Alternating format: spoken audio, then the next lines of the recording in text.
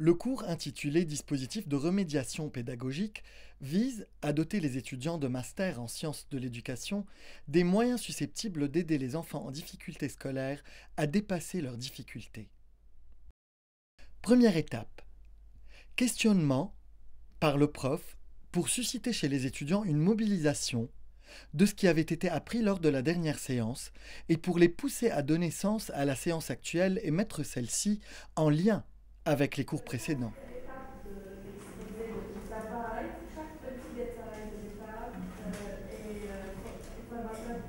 Ah, donc on peut servir à former l'élève, l'enfant. Bien, quel est l'intérêt pédagogique de pousser un enfant à entreprendre de l'exposer tout en l'accompagnant? Quel intérêt? Dans quel intérêt? C'est remonter la pente, mais en même temps, est-ce qu'il ne... Deuxième étape. Brainstorming pour lancer le thème du cours, qui est l'acte d'organiser et l'organisation de la pensée. Aujourd'hui, on va voir comment on peut travailler avec lui pour développer sa capacité à s'organiser. Qu'est-ce qu'on peut organiser? Qu'est-ce qu'on peut? Le temps. On peut organiser le temps. D'abord, c'est livres. Pardon? C'est livres. Ses livres. C'est livres, ça peut être. Donc son matériel. Qu'est-ce qu'on peut également organiser? Oui? Son travail. Ça veut dire la procédure, la démarche du travail. Oui, pour préparer un examen, par exemple, organiser le plan. Oui, mais qu'est-ce qu'il va organiser? Est-ce qu'il va organiser son temps? Il va organiser la procédure, les étapes? Oui, les étapes de travail. Ok.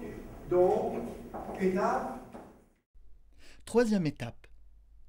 Dialogue prof-étudiant pour faire dégager par ces derniers le sens profond d'organiser qui est mettre en lien de priorité-antériorité, de causalité-conséquence, etc.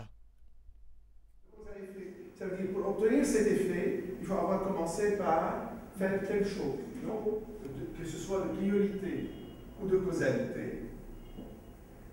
Dans les deux cas, organiser, c'est mettre en lien. C'est lié. C'est dire que ça doit être en premier par rapport à ça. Ça doit être en troisième. Pourquoi les gens ont peu tendance à être organisés? Naturellement, on n'a pas tendance à être organisé. Naturellement, si on se laisse aller à sa nature, à ses instincts, on n'a pas tendance à être organisé. Quatrième étape. Premier travail de groupe pour comparer des documents permettant la découverte des caractéristiques du schéma, organisation spatiale de la pensée, et de ce qui le distingue d'un simple plan.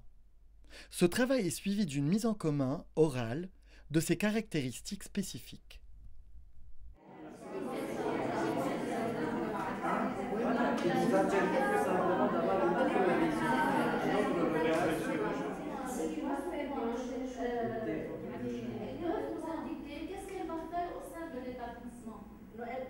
Elle doit résorber les inégalités sur des points précis. Ça définit sa tâche dans un établissement. On cherche des dispositifs pour aider un enfant en difficulté à remonter la pente, à mieux. Cinquième étape. Deuxième travail de groupe. Pour apprendre ce que suppose l'acte de schématiser et, par suite, sa valeur pédagogique. Ce travail est suivi d'une mise en commun durant laquelle les groupes présentent sur transparent le résultat de leur travail.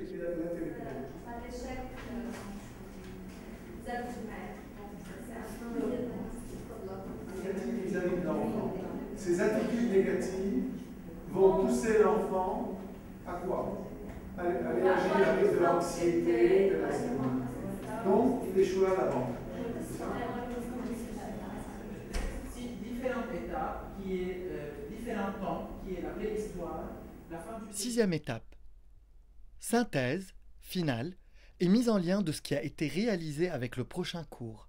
Une façon de pousser l'enfant à dégager l'essentiel, à lier les idées essentielles les unes avec les autres, de façon à pouvoir les assimiler et les garder en tête. On le verra, la schématisation dans le cadre de l'organisation générale.